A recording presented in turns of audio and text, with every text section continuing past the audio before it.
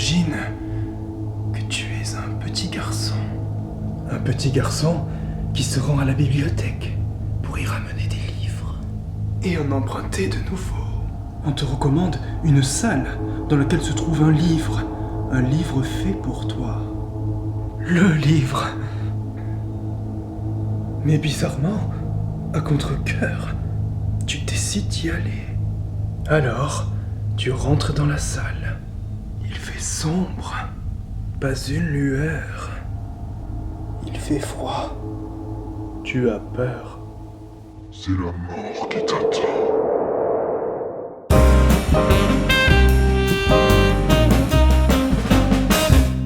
Salut, c'est Eric. Je suis super content de vous retrouver aujourd'hui. J'espère que vous n'avez pas été trop choqués par cette introduction un petit peu bizarre.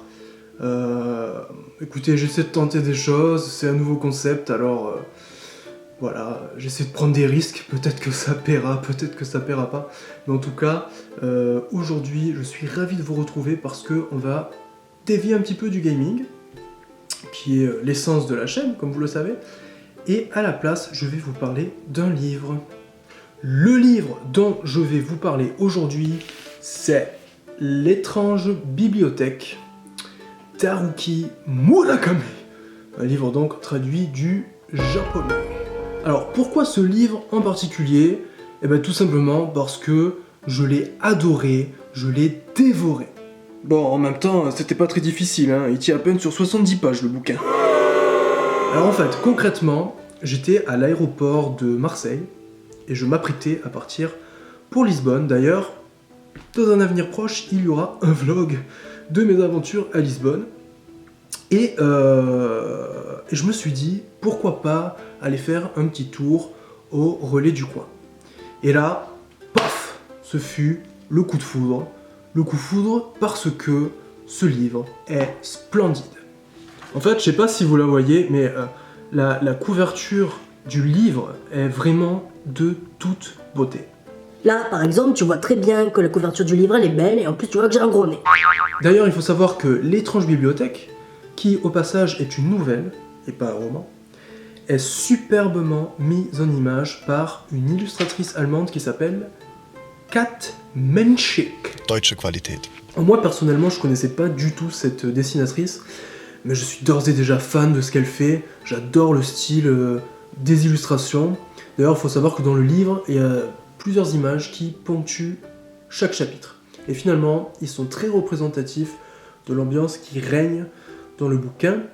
Un bouquin qui se veut tout de même assez glauque, assez énigmatique. Voilà. Donc si vous êtes un amoureux des belles illustrations, le petit coco là, il vous le faut. L'autre raison pour laquelle j'ai adoré ce bouquin, c'est par rapport au style d'écriture d'Haruki Murakami. En fait, c'est quelqu'un qui écrit très bien, mais en plus de ça, c'est quelqu'un qui est capable de créer une ambiance. Et ça, c'est quand même assez rare dans la littérature moderne. Comme je vous l'ai dit, L'étrange bibliothèque, c'est un livre... c'est un livre... Excusez-moi, je vais mourir de tout. C'est un livre qui est assez énigmatique, voire même ambivalent. En fait, il est tantôt sombre, tantôt lumineux. À tel point qu'on ne sait jamais vraiment si le personnage principal vit dans un rêve ou dans un cauchemar. Et ça, franchement, c'est un concept que j'adore. Et cette ambivalence, on la retrouve aussi dans le style d'écriture de l'auteur.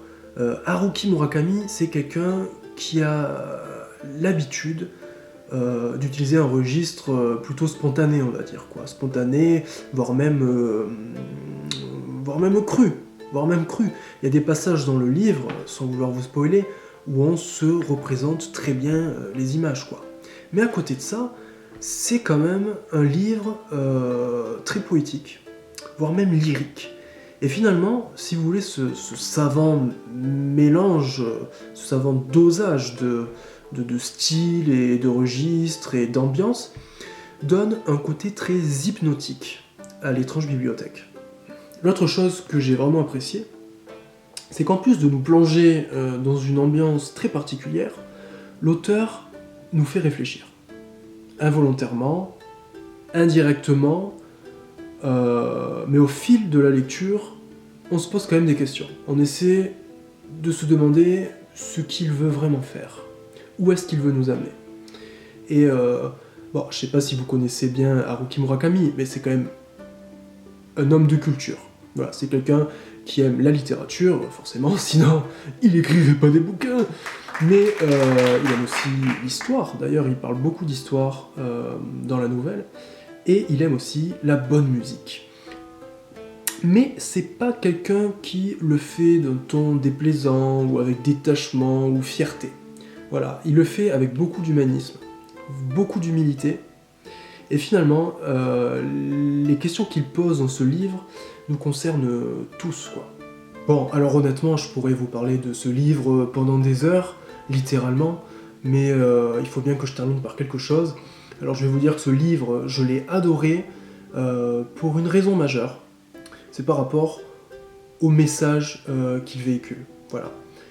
Derrière tout l'aspect glauque qu'il y a dans ce livre, et qui lui donne tout de même un certain charme, il y a une incitation, si vous voulez, à s'émanciper, à briser les chaînes qui nous immobilisent et qui nous font passer à côté de l'essentiel, voilà, à côté des choses qui comptent. En fait, pour résumer, c'est un livre qui nous dit d'aller jusqu'au bout de nos rêves. Enfin, du moins, moi je l'ai compris comme ça. Il y aura d'autres youtubeurs ou d'autres personnes qui ont plus l'habitude que moi à faire des critiques littéraires, qui auront peut-être une autre hypothèse, mais moi je le ressens comme ça. Bon, mais c'est déjà l'heure de se dire au revoir. Oui, il se gratte le nez. Pour conclure, L'étrange bibliothèque, c'est un livre que je vous recommande pour plusieurs raisons. Déjà, il est court, il est très court. Donc personnellement, moi il m'a fallu à peine 1 heure pour le terminer, en sachant que j'aime prendre mon temps lorsque je lis. Il aborde aussi un sujet intéressant, voilà, globalement, il vaut quand même le coup d'être lu. Et puis après, il y a tout le style inhérent à Haruki Murakami. Voilà, c'est quand même quelqu'un qui est nominé régulièrement au prix Nobel de littérature. D'ailleurs, il mériterait de le gagner. Et rien que pour ça, je pense qu'il faut que vous lisiez un de ses ouvrages, voilà. En plus, ça vous ouvrirait l'esprit un peu, quoi, hein. Voilà, donc pour terminer, je vous laisse quelques liens en barre d'infos. Je pense qu'ils pourraient être intéressants. Et puis si vous avez aimé cette critique littéraire, cette première critique littéraire, mais pas la dernière, eh bien je vous encourage à vous abonner, à me donner un j'aime, et éventuellement à commenter. Ça m'encouragera à faire d'autres vidéos de ce style dans l'avenir. Voilà, allez, ciao, bisous.